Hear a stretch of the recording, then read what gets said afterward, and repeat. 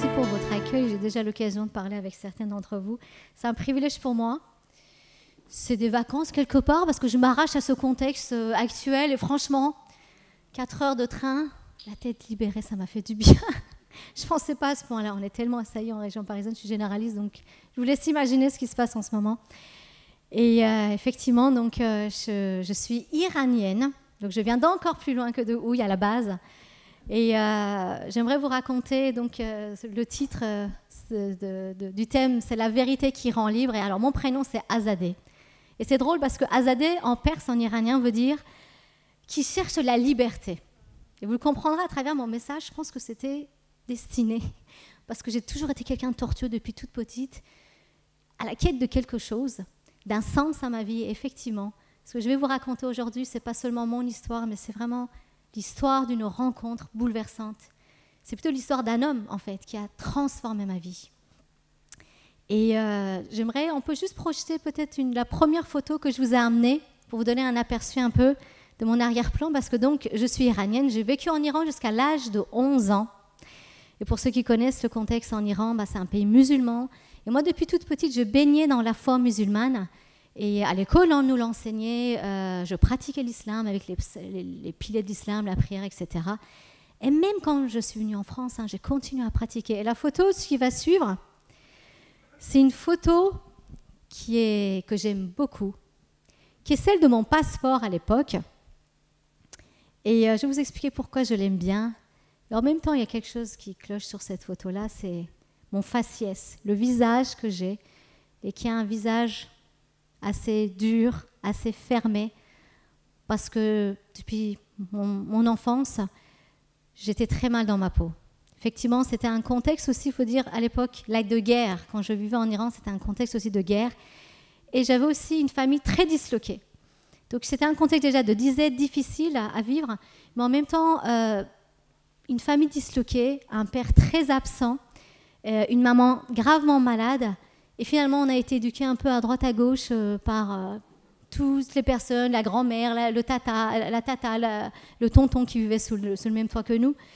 Et je manquais vraiment de sécurité. Et cette photo, donc, je l'aime beaucoup parce qu'en fait, vous voyez, le voile que je porte, en fait, est vraiment significatif de soumission. Les femmes musulmanes qui portent le voile sont significatifs, en fait, de soumission à Dieu. C'est par amour pour Dieu, c'est par crainte pour Dieu. Et ça me rappelle effectivement que dans la foi que j'ai grandi, j'avais cette notion de Dieu depuis toute petite. Et malgré tous mes problèmes, et grâce quelque part à tous mes problèmes, je cherchais d'autant plus Dieu que j'en avais vraiment besoin et que je n'avais rien dans ma vie qui pouvait m'aider à m'accrocher à quoi que ce soit. On peut l'enlever la photo. Vous pouvez regarder le nouveau jour maintenant, je préfère. Je vais vous raconter la suite. Alors ce qui s'est passé, c'est que vers l'âge de 11 ans, donc je suis venue en France avec ma petite cellule familiale, c'est-à-dire mon père, ma mère, pas mon père, avec ma mère, mon frère et ma sœur. Mon père est resté en Iran. Et en fait, moi j'ai continué à faire mes études ici, mais chaque été, je retournais quand même en Iran. Et donc, j'avais toujours cette attache à ma famille, au pays, etc., bien sûr. Et je continuais, comme je disais, à pratiquer l'islam, à vraiment pratiquer l'interdit. Et malgré tout cela, mon mal-être augmentait en moi. On peut dire quelque part, j'avais une espèce de dépression masquée. J'étais très solitaire, j'étais très colérique, très impulsive. Je supportais pas la musique, c'est pour vous dire, parce que ça réveillait des émotions en moi. Et je restais toujours enfermée. Je ne me consacrais qu'aux études. C'est ce qui m'a valu d'ailleurs des études de médecine. Et il s'avère qu'un jour, notre père nous a abandonnés du jour au lendemain. Plus de nouvelles. Il nous a laissé tomber, lui qui a envoyé l'argent, etc., qu'on retrouvait en Iran quand on y allait, et que j'aimais profondément parce que même s'il était absent, il avait une qualité, c'est qu'il était très câlin. Et j'aimais mon père, comme un enfant aime son père naturellement. Et il nous a abandonnés, on est restés dans la disette, encore une fois, du jour au lendemain, avec une mère malade en France. Et il a fallu vraiment se battre pour continuer à vivre ici. Il a fallu que notre mère se batte, vraiment, on a eu des moments difficiles. Et on a appris qu'il s'était remarié. Avec la loi islamique, la polygamie était autorisée.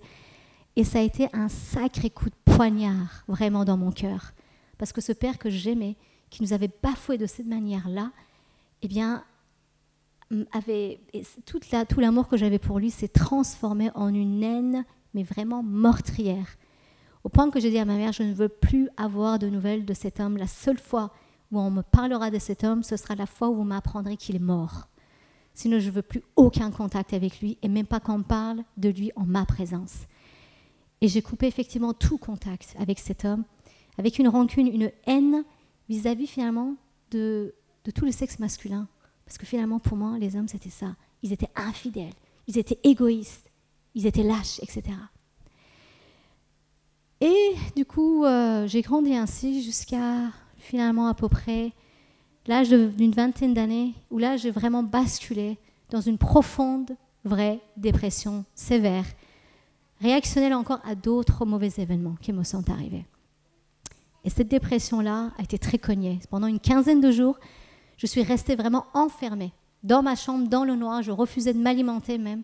Je ne voulais plus sortir et j'ai commencé à avoir même des pulsions suicidaires. Je voulais mourir. Il y avait une telle douleur morale que j'étais incapable de sortir de ma chambre. Au point que du coup, ma famille s'est alertée, voulait m'hospitaliser et j'ai juste accepté au moins de me faire suivre par un psychiatre. Et ça m'a valu 1 an de psychiatrie avec des antidépresseurs, anxiolytiques, etc. Et je vous avoue que ça m'a fait du bien. Ça m'a aidé, mais ça ne m'a pas guéri. Ce mal-être restait toujours là. Mais ce qui fait qu'au bout de cette année de ténèbres, je dirais, quand je suis revenue à moi-même, je me suis dit, c'est impossible que tu revives pareille situation. Ça a été tellement douloureux, tellement grave, que maintenant, il va falloir faire une pause. Si ça se trouve, c'est ta manière de vivre qui fait que tu n'arrives pas à trouver une joie, une motivation dans ta vie. Et là, j'ai parlé à Dieu, j'ai dit, écoute Dieu, on va faire une pause, toi et moi. Si ça se trouve, finalement, c'est tous les interdits dans l'islam qui m'ont amené à ne pas vivre vraiment et qui fait que je vais si mal. Je ne comprends pas, je te prie. Et j'ai toujours des larmes qui coulent après le moment de prière que j'ai eu avec toi. Il ne se passe rien dans ma vie. Mon état va de mal en pire. Alors, tu sais quoi? On va faire une pause, toi et moi.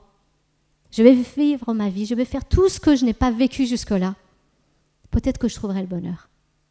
Mais un jour, je reviendrai à toi. On s'expliquera tous les deux. Mais pour le moment, il faut que je vive.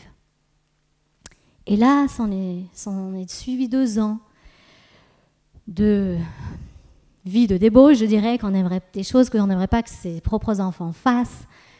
Et là, j'ai commencé effectivement à toucher à tout, aux sorties, les boîtes de nuit, l'alcool, la drogue, les garçons, etc., les mensonges répétés, des choses cachées à ma famille, à ma mère, même des sports dangereux, je faisais du parachutisme. Vraiment, je voulais expérimenter l'extrême de toutes ces choses-là. Et je commençais même à être tellement la rigolote des soirées qu'on m'invitait partout. Alors c'était drôle parce que finalement, j'étais là et personne ne voyait finalement ce mal-être qui était au fond de moi. Et j'arrivais à faire face, à vraiment rire, à me détendre sous l'effet de l'alcool et de la drogue. Et une fois que je rentrais chez moi, le soir, toujours au coucher, sur mon lit, il y avait toujours ces larmes qui coulaient. Il y avait un vide en moi qui n'arrivait pas à se remplir. Et puis un jour, c'est mon petit garçon à l'époque, un Français lambda, pas pratiquant du tout, rien, aucune notion de la foi, qui d'un seul coup se met à me parler de Jésus. Il me dit qu'il a fait une rencontre, qu'il s'est passé quelque chose dans sa vie, qu'il a prié, qu'il lui a parlé. Et je le vois effectivement, ce garçon qui commence à changer vraiment, intérieurement. Il était introverti, manque de confiance en lui, il commence à prendre confiance en lui, il commence à être épanoui, à être joyeux, etc. Et il commence vraiment à me faire peur, en fait. Je le vois, je dis, mais qu'est-ce qui lui arrive? Et du coup, il me bassinait avec Jésus, avec son Jésus, il me parlait de lui, il me donne une Bible, etc. Et là, effectivement, il ne fallait pas qu'il touche à ça, parce qu'il y a toute ma fierté de musulmane, bien sûr, qui est revenue à ce moment-là. Et là, je dis, si ça se trouve, Dieu, c'est le moment où tu m'appelles à toi, où tu me rappelles à l'ordre. Et toi, mon coco, le garçon que tu es, tu vas payer pour toute la jante masculine contre laquelle j'ai de la haine. Et là, tu vas t'en prendre plein la tronche, tu vas voir que ton Jésus, il n'est pas comme tu le dis. Et là, j'ai commencé à sortir mon arme toute puissante, mon Coran, 10 kilos de poids, 10 centimètres d'épaisseur. Et là, je commence à lui balancer tous les versets coraniques pour lui démontrer ce qu'il disait était faux. Et là, on commence à rentrer en guerre. Et en fait, le pauvre, à un moment donné, il était jeune converti aussi, il ne connaissait pas si bien que ça la Bible, donc il commence à dire « Écoute, en fait, Azadeh, finalement, je ne suis pas de taille, je ne peux pas te répondre. Donc, écoute, si tu veux, moi, je vais à un camp chrétien de jeunes là pendant une semaine. Bah, si tu veux, tu n'as qu'à venir avec moi. Tu poseras toutes tes questions aux pasteurs, ils seront là, tu pourras écouter, entendre. » Là, je dis « Mais quel affront!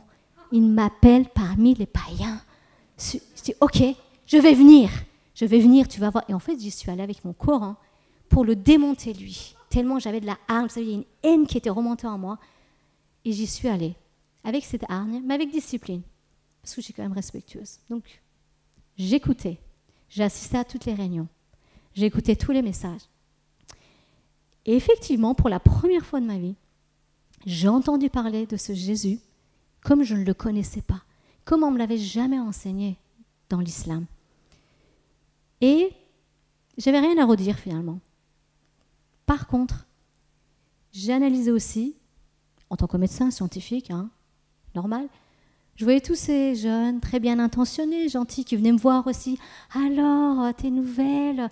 Et alors, ils se mettaient à me raconter leur histoire, comment Jésus avait agi dans leur vie, un peu comme je suis en train de faire là avec vous, là, vous voyez maintenant. Alors, je les écoutais, je me disais, ah d'accord, je vois. Ils ont tous eu un problème à un moment donné de leur vie. Ils ont eu besoin de se raccrocher à quelque chose. Et donc, ils ont trouvé ce moyen qui est Jésus-Christ. C'est ça l'explication. Puis, je les voyais chanter comme ça, les mains levées et tout. Ils étaient tous mignons, je les trouvais beaux. Et puis, je me disais, c'est une hystérie collective, tout ça, évidemment. C'est une ambiance psychique, tous mes cours.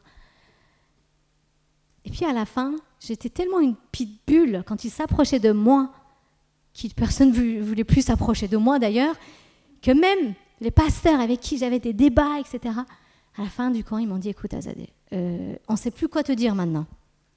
Tu as entendu, on t'a parlé, on n'a plus rien à te dire. Tu connais l'histoire, tu connais ce que dit la Bible. Tu n'as qu'à lui demander toi-même maintenant. Il n'y a que lui qui puisse te convaincre. Là, je me suis dit, mais ils sont vraiment fous, ces chrétiens, jusqu'au bout, quoi. Ça veut dire quoi? Mais Dieu, il ne va pas descendre comme ça, il ne va pas envoyer un ange pour me parler. Mais j'avoue que il y a une chose que Jésus a dite. On peut projeter le verset suivant, la photo que j'ai donnée. Cette parole de Jésus, dans Jean 16, Jésus dit « Je suis le chemin, la vérité et la vie. Nul ne parvient au Père que par moi. » Que par moi. Et j'avoue que cette phrase-là, je m'étais dit, bon là, il est clair, Jésus. Il est en train de dire, c'est moi et personne d'autre. Donc, il est très tranchant. Et là, je me disais quand même, si jamais je meurs aujourd'hui, que je me retrouve face à Dieu et que je vois effectivement Jésus-Christ à sa droite, je ne pourrais plus lui dire, je ne savais pas, j'en avais pas entendu parler. Là, je me suis dit, tu vois, Azadeh, tu en as trop entendu parler pour ne plus rien en faire. Alors maintenant, il faut que tu ailles jusqu'au bout. Et je vous assure, ça a été très, très, très dur pour moi parce que ça remettait mes convictions, ma culture, ma famille, mon pays, tout ce que les gens que j'aime avaient vécu avec moi et m'avaient enseigné. Ça a été très dur, mais il y avait toujours cette crainte de Dieu. En me disant, et si c'était vrai? Je dis, ok, d'accord.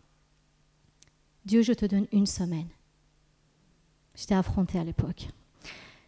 Dieu, je te donne une semaine. Je vais me mettre à part et je vais lire la Bible et je vais te demander. Et du coup, effectivement, j'ai pris donc, l'appartement de cet ami qui travaillait de nuit, qui n'était jamais là, pour me mettre à part, isolée, parce que je n'aurais pas pu rentrer chez moi avec la Bible. Ma mère aurait fait un infarctus, la pauvre. Donc, je me suis mise à part pendant une semaine et je ne savais pas comment prier. J'ai juste prié, je dis, bon, ok, Dieu, je vais lire l'évangile de Matthieu, je vais lire l'évangile de Jean. Alors, je te demande, viens me dire la vérité. Tu sais que je suis un être humain, je suis limité, je peux me tromper. Alors, je te demande à toi, si tu m'entends, si tu existes, c'est que tu peux parler. Alors, tout est dans ta main. Jésus, si c'est toi la vérité, viens me le dire. Mahomet, si c'est toi la vérité, viens me le dire. Et au Dieu, au milieu de tout ça, tes témoins, j'aurais demandé. Si je me trompe, ce ne sera pas de ma faute. Voilà, une semaine. ciao. Et comme ça, je m'en lavais les mains, je mettais tout le monde dans la course et hop. Et donc, pendant la semaine, effectivement, j'ai lu. Et je trouvais ça beau. Je trouvais ça magnifique. Il y avait des passages qui me touchaient. Même j'ai versé des larmes quand je voyais ce Jésus que tout le monde appelait Maître et Seigneur et qui, à un moment donné, se met aux pieds de ses disciples, leur lave les pieds dans une telle attitude d'humilité et d'amour. Waouh, c'est beau, mais quel homme aurait fait ça? C'est impressionnant quand même. C'est vrai que ça ne ressemble pas à une pensée humaine. En tout cas, un grand philosophe peut-être, mais ça ne me touchait pas là. Ça ne rentrait pas. Alors, au bout de la semaine, le tout dernier soir, l'église locale faisait une réunion particulière et j'y suis allée en me disant, voilà, c'est la dernière chance. Vas-y, tu auras fait ton béat une dernière fois. Et à ce moment-là, le pasteur qui était de passage a parlé très simplement de ce Jésus, de son amour, de son sacrifice, du pourquoi de son sacrifice. Et il a dit des choses très simples. Jésus n'était pas un masochiste, il a fait cela, c'était pour telle raison, pour un sens, son amour, etc. Au bout de son discours, je me suis rendu compte que tout ce qu'il disait était plein de questions qui étaient en fait dans ma tête et qui me rendaient juste dingue. Et là, à la fin, je me suis dit, waouh, en fait, c'est très compliqué dans ma tête, toutes les questions que je pose. C'est vrai, c'est un vrai chantier. Et à la fin, de son message, il a fait un appel très, très simple. Il a juste dit, écoutez, moi, je vous propose, on ferme les yeux, on baisse la tête. Et si quelqu'un veut recevoir ce Jésus dont je parle, de la manière dont je parle, eh bien, il n'y a qu'un geste à faire. Juste, en guise de votre volonté, levez votre main en sa présence et dites-lui, Jésus, viens. Tout simplement. Et je vous assure que pendant la colonie que j'avais faite avec les jeunes, il y en avait eu des appels. Et c'était hors de question que je me lève, que je réponde. Il était hors de question quand on regarde du style, tu vas y aller, pardon. Et là, je me suis dit, bon, qu'est-ce que tu risques? Demande-lui. Vas-y, fais-le. Brise ton orgueil. Par contre, ma main, je peux vous dire, elle a pesé 1 tonne que je la soulève comme ça. Je ne savais pas qu'elle était rouillée à ce point-là. J'ai juste fait ça. J'ai juste baissé la main. Et dès que le culte a fini, je me suis relevée tout de suite pour partir. Surtout pas que quelqu'un vienne me chercher, me rattraper, etc. Tellement j'étais méfiante. Et puis, en sortant de l'église, à ce moment-là, en cheminant vers l'appartement, il s'est passé une chose. Je ne savais pas à l'époque que Dieu pouvait parler de quelle manière ou autre, mais j'ai eu une vision maintenant. Je sais, à l'époque, je ne savais pas ce que c'était. J'avais une image. Je voyais que mon cœur était comme une forteresse avec des portes blindées d'airain. Et qu'à ce moment-là, il y avait une ouverture de 1 millimètre à peine et qu'un rayon de soleil pouvait juste traverser. Mais je ne savais pas tout ce que ça voulait dire. Mais je suis rentrée très déçue parce qu'il ne s'était rien passé pour moi. Alors j'ai fait ma valise. Le lendemain, je prenais l'avion, je rentrais et j'ai dit, tu vois Dieu, je t'ai demandé, je t'ai cherché et je suis fort déçue parce que vraiment j'ai cherché de tout mon cœur. J'ai vu que ces chrétiens avaient quelque chose, mais je n'ai pas su ce que c'était au final. Maintenant, je veux retourner à ma vie d'avant, tout simplement. Et j'ai vraiment tout abandonné. Ma valise était faite. Et j'ai commencé à m'asseoir sur le canapé, lire des magazines de variété pour, évidemment, rattraper tout mon retard à People Magazine. Et là, pendant que je suis en train de feuilleter, de lire, etc., je sens que dans mon corps, il y a un phénomène étrange qui se passe, mon cœur qui commence à palpiter. Un sentiment bizarre, et là, je me dis, ouh, tu es en train de faire un malaise vagal parce que tu es trop fatigué, tu as trop cogité. Donc vas-y, détends-toi, change-toi les idées, allonge-toi. Et là, je m'allonge sur le canapé, je mets mes jambes en l'air comme tout bon médecin. Je commence à prendre mes pulsations, je commence à me détendre, à me parler, ça va aller, ça va remonter. Et au fur et à mesure que j'essaie de me détendre, que j'essaie de me parler, et en fait, la sensation, elle augmente, et je me rends compte que je suis physiquement envahie. Non pas par mon propre corps qui est en train de me jouer des tours, mais de l'extérieur, il y a une puissance qui est en train de m'envahir, qui est en train d'envahir la pièce entière. Et c'est cette puissance-là qui fait réagir en fait physiquement mon corps. Et là, d'un seul coup, cette sensation devient tellement puissante que je m'assois sur le canapé, une crainte énorme me saisit, parce que je me rends compte juste qu'il y a quelque chose qui est là. Il y a une puissance extraordinaire qui est là.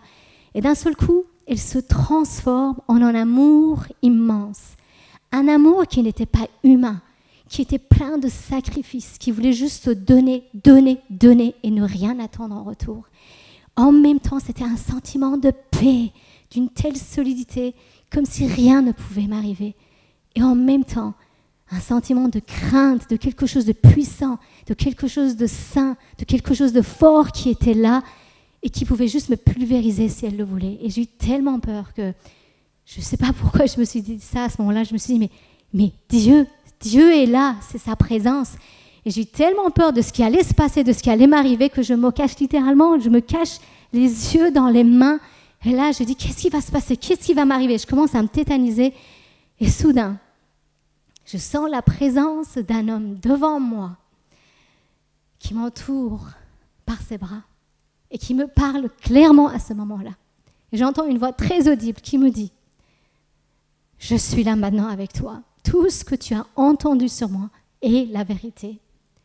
Et je suis là avec toi. J'ai toujours été là avec toi. Et je serai toujours là avec toi. » Vous savez, ça fait combien de fois que je répète cette histoire? J'en suis toujours aussi émue. Parce qu'à ce moment-là, il a changé ma vie. Le même esprit a eu pitié de moi. Il a changé ma vie et il est le même aujourd'hui. Et je suis tombée à genoux. J'ai commencé à pleurer. Il y avait toute ma vie qui se défilait devant mes yeux. Je disais, mais comment tu pouvais être là? Je ne te connaissais pas, je ne te priais pas. Et tu veux dire qu'à tel moment de ma vie, tu étais là, dans telle souffrance, quand je priais, finalement, tu étais là. Et tu attendais le moment où tu allais te révéler à moi. Tu veillais sur ma vie malgré tout. Et pardon pour tout ce que je t'ai dit. Pardon pour tout ce que j'ai pensé de toi. Pardon pour tel moment. Et en même temps qu'il y avait toutes ces larmes de repentance, de prière, il y avait une joie immense qui m'inondait. Et je rigolais aux éclats tellement sa présence était pleine de joie et de vie. On aurait pu m'hospitaliser si quelqu'un avait été là à ce moment-là. Je suis sûre qu'on m'aurait emmené en psychiatre en disant « Elle est schizophrène, j'en suis sûre. » C'était une joie débordante de sa présence. Et ma vie n'a jamais été plus la même. Ce soir-là, j'étais complètement délivrée de tout esprit dépressif, de toute pensée noire, de toute tristesse. Un sens est venu. Pas toutes les réponses à mes questions, mais le sens de ma vie, que j'avais été aimée par un Dieu qui m'avait créé et qu'il était avec moi et que le jour où je partirais avec lui et en lui. Quand je suis rentrée chez moi, j'ai dû l'annoncer à ma famille, qui l'a très, très, très mal pris. Ils ont été même persuadés que j'étais dans une secte, tellement ils ont vu ma transformation. Ils ont dit, c'est pas normal, c'était la plus fervente de la famille dans l'islam. Ils ont dit, tu es dans une secte. J'ai dit, alors venez et voyez. Venez juger de vous-même. Ils sont venus pour fliquer. Ben, vous savez quoi? Dès la première réunion, ils ont été touchés, ils ont été saisis à un point que dans la semaine même qui a suivi, mon propre frère, qui était un adolescent, qui était plein d'amertume, qui fumait du hashish, qui fumait 2 paquets de cigarettes par jour depuis l'âge de 11 ans en cachette, qui faisait des jobs d'été pour se payer ces cigarettes-là. Dans la semaine qui a suivi, il a entendu une voix lui parler. Une voix lui dire « Jette ton paquet ». Il venait d'acheter un paquet tout neuf. La voix lui dit « Jette ton paquet ». Il dit « Mais je ne comprends pas. C'est quoi ce sentiment-là? C'est pas possible. Je ne peux pas jeter mon paquet, je viens de l'acheter avec mes sous, c'est pas possible. » La voix le harcèle, jette ton paquet.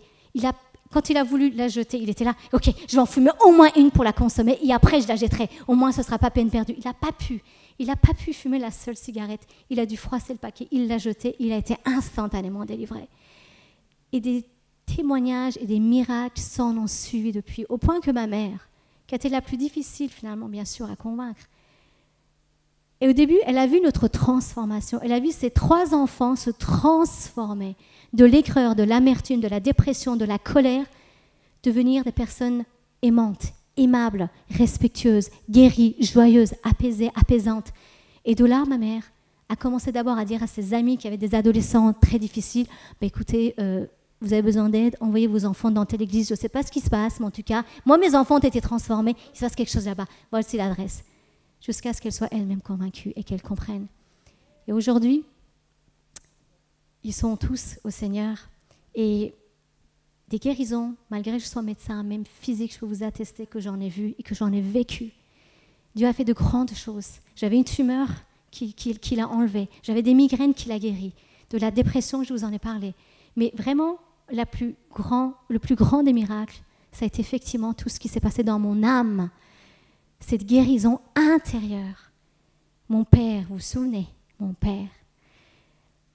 Figurez-vous que quand j'ai rencontré mon mari, je n'arrivais pas à faire le pas du mariage, tellement j'avais une phobie du mariage qui me restait. Et Dieu me dit, pardonne à ton père. Je fais une simple démarche. Et Dieu a guéri d'une telle manière mon cœur que j'ai commencé en 24 heures à avoir un regard différent pour cet homme qui n'avait pas pu recevoir et pas su nous donner. Et un tel amour que j'ai pu l'appeler en lui disant « Papa ». Il était tout surpris, il se demandait ce que j'allais lui sortir. Je dis « Papa, il faut que tu saches qu'il s'est passé beaucoup de choses dans ma vie. J'ai rencontré quelqu'un, je vais me marier. Et j'aimerais que tu viennes à mon mariage. Et papa, je t'aime. » Et vous savez, j'entendais plus mon père au téléphone. D'un coup, il y a eu le silence. Je dis, papa, t'es là? Et là, je l'entends qui pleure au téléphone. Il était en train de pleurer. Elle me dit, oui, je t'entends. Oui, je viendrai. Vous savez, pour ceux qui connaissent, quand il y a cette relation parent-enfant qui est brisée, dans les deux sens, avec nos parents, nos enfants, il y a comme une partie de nous qui manque. Et Jésus m'a redonné comme une partie de moi qui me manque, une identité, quand il a rétabli ma relation avec mon père. Et mon père est venu en France, il est resté 1 mois pour notre mariage. Il se demande à quelle sauce il allait manger avec tout le mal qu'il nous avait fait. Moi, on était déjà tous dans la famille guérie. On ne lui a jamais fait de reproches. Et au fur et à mesure qu'il passait du temps avec nous, au fur et à mesure qu'on parlait, il se mettait à pleurer, à pleurer. Il est tombé amoureux de Jésus tout simplement en voyant notre transformation. Et il est parti avec le Seigneur dans son cœur en Iran. On peut projeter la photo d'après pour vous dire les vies que Dieu peut changer. Vous voyez cette photo? Là, en bas à droite, la petite fille seule, c'est moi. Et dans mes bras, c'est ma fille. Vous voyez la ressemblance des gènes? C'est incroyable, hein? C'est pour vous dire. Quand j'étais jeune, je ne pouvais pas projeter un avenir pour moi. Je savais que j'allais mettre fin à mes jours un jour. Je le savais. Pour moi, à partir d'un certain âge, c'était le néant. C'était le chaos. Impossible d'avoir un mari et des enfants. Impossible d'assumer une famille. Et vous voyez là, cette petite fille en bas à droite. Si Jésus n'était pas venu, elle serait morte aujourd'hui. Voici le prix d'une vie. Voici le prix de sa vie pour une vie. Et la photo d'après, qui est la dernière, c'est celle de ma famille actuelle, mon mari, ma fille 15 ans, mon fils 13 ans. Ça, c'est un vrai miracle. Ça, c'est le miracle de Dieu. La manière dont il peut donner un tournant si différent à une vie, de lui donner une sens, de lui donner un avenir, de lui donner une postérité. Mes enfants sont aujourd'hui aussi dans la foi. Ils sont beaux, ils sont bons, ils écoutent Jésus. Ils sont même un soutien parfois. C'est tellement bon d'avoir goûté et d'avoir vu. Et toute ma famille a été, que ce soit mon frère, ma soeur, ma mère, a été restaurée comme ça. Mes parents se sont réconciliés. Vous savez, on va lire juste pour finir le passage dans Matthieu. Dans Matthieu 9, il se passe quelque chose pour dire la compassion de Dieu encore aujourd'hui pour chaque âme, pour chaque personne. Malgré la foule qu'on peut être, malgré le nombre de personnes, des milliards qu'on est à la surface de la terre, le regard qu'il a sur chacun, sur chacune d'entre vous, individuellement. Dans Matthieu 9, au verset 35, il est dit que Jésus parcourait toutes les villes et les villages, enseignant les synagogues, prêchant la bonne nouvelle du royaume et guérissant toute maladie et toute infirmité. Voici sa compassion. Il parcourait toutes les villes. Vous vous rendez compte? Vous savez, à un moment donné, dans Matthieu 4, il se dit la même chose, mais précisément, il parle de la Galilée. Vous savez que la Galilée, c'est presque un tiers d'Israël, c'est 7000 km². Et que c'est très montagneux, c'est très rocailleux. Jésus, il marchait nuit et jour, ville en ville, pour aller une seule âme, ne serait-ce qu'une seule personne. Il y a tellement de rencontres individuelles dans la Bible qui sont décrites. Au puits, il attend une femme en plein cagnard, pendant que ses disciples sont allés chercher de la nourriture. Il l'attend, une personne dont il va transformer la vie. Il va à la fête à Jérusalem, plein de belles choses l'attendent, plein de prédications l'attendent. Il y a un endroit où il va se rendre, à la piscine, où il y a un paralytique qui est là depuis des années comme un SDF. Il veut le rencontrer, il veut le guérir lui. Voici ce qu'est Jésus. Marchant, cherchant, quel que soit le trajet qu'il doit faire, jusqu'à trouver le cœur.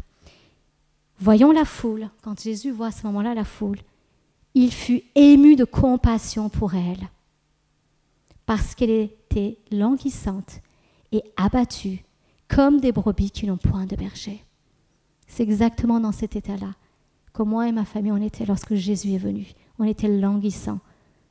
On n'avait pas de berger. On était abattus. Et il est venu plein de compassion. Vous savez, la compassion de Dieu, ce n'est pas notre compassion à nous. Non, on peut aimer nos enfants. Je pense que c'était peut-être un des plus grands amours. Mais honnêtement, je ne sais pas si je donnerais mon propre fils en sacrifice. Humainement, je n'en ai pas la force. La compassion de Dieu, littéralement dans ce passage-là, dans l'hébreu, c'est quelque chose qui remue les entrailles. Ça vous est déjà arrivé d'avoir les entrailles carrément remuées, il y a quelque chose qui vous prend, il y a une telle compassion que c'est physique même. Et chez Jésus, c'était physique. Il voyait jusqu'à la profondeur de la détresse. Nous, parfois, il y a des images à la télé qui nous choquent, qui nous disent « Oh non, je ne peux pas voir ça, c'est trop dur ». Imaginez Jésus qui voit de la tête aux pieds, d'aujourd'hui à hier, d'aujourd'hui à demain, tout ce qui peut inquiéter, tout ce qui peut être meurtri chez une personne. Et ça lui remue carrément les entrailles encore aujourd'hui. Et il cherche, parmi la foule, parmi toute cette salle, la personne est individuelle, personnelle pour lui. Votre vie a du prix. Vos besoins lui importent. Et aujourd'hui, son regard, parmi toute la salle, est sur toi. Sur toi. Que ce soit pour toi, que ce soit pour quelqu'un pour qui tu pries. Il t'encourage, il dit continue. Vous savez, moi, mon propre témoignage, à chaque fois, me rappelle combien j'étais dure. Et quand je suis découragée, Dieu me dit, souviens de qui tu étais, Azadeh. Et ne pense pas que telle personne est hors de ma portée. Continue à prier, continue à demander. Et je pourrais vous en donner tellement d'autres témoignages au sein de ma patientèle, si vous saviez comment le Seigneur fait encore aujourd'hui d'autres guérisons, d'autres restaurations. Il continue à le faire, encore et au travers de nous, et pour vous.